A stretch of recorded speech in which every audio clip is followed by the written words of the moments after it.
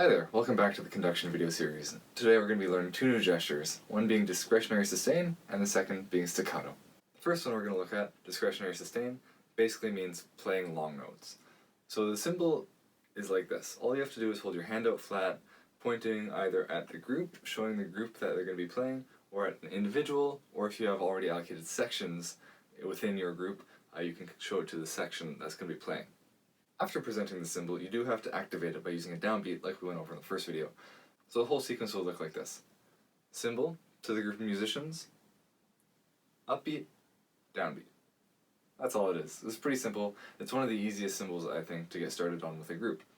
Let's talk about what's actually required with discretionary sustain.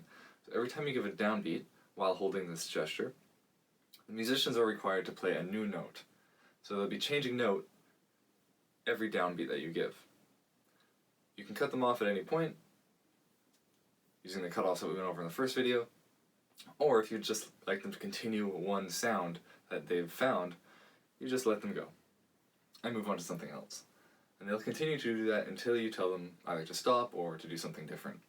Now, the musicians don't actually have to change note every time you give a new downbeat. It's up to them whether or not they want to change, but ultimately they should be listening to the whole ensemble and seeing how their note fits in and seeing if they can add to the current atmosphere that's being created. So if they find a sound that's working, they might choose to just hang on that note rather than change. So moving on to staccato. Staccato basically is the opposite of discretionary sustain. Instead of doing long notes, we're going to be doing short notes. So the gesture for this is hold your baton straight above your shoulder and do a couple little taps. And this will just signal to the people that they're going to be playing some short notes. If you don't have a baton, just use your hand, and that works just as well. Another nice thing to do while you're doing this is to hold your hand down or in the yield sign, which both mean don't play yet. So just kind of watch the signal, see what's coming next, and then when it's time, you activate it with downbeats. And just like discretionary sustain, they have to change note every time you do a downbeat. And again, they have the freedom to choose to repeat a note, but that's up to them depending on the musical context and what they're hearing and what they want to add to the group. So it would look something like this. So I give the symbol, they know the staccato notes are coming, and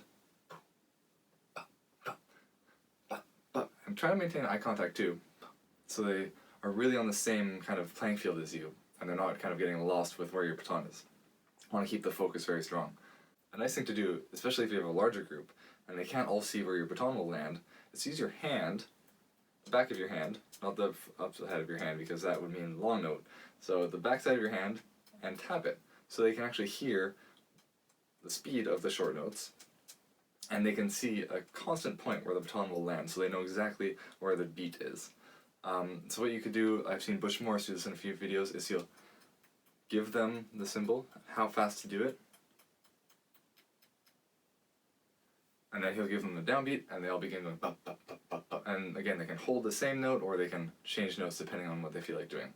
Some people might hold the note, just do one, bop, bop, bop, bop, bop, while others might go bop, bop, bop, bop, and change. So that could have a cool effect as well, up to the musicians. So using our two symbols that we've learned, along with the upbeat and downbeat and stop, or the cutoff, we can make a little example. So let's split our imaginary ensemble into two sections.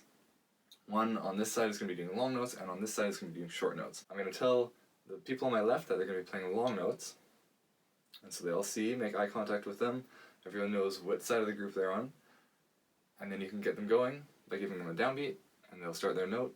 Maybe the first note, they're not quite sure what was going to come out yet, so they have to get their bearings, they're going to be listening to each other, tell them a new note, and then they kind of cohere as a unit.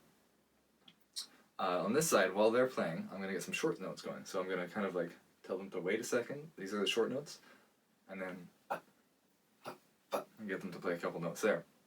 And then I can get them to change notes on this side, another short note over here, and then I can maybe even get like part of this group to cut off because I like what's happening in this section, not so much over here, where I just want to develop this a little more.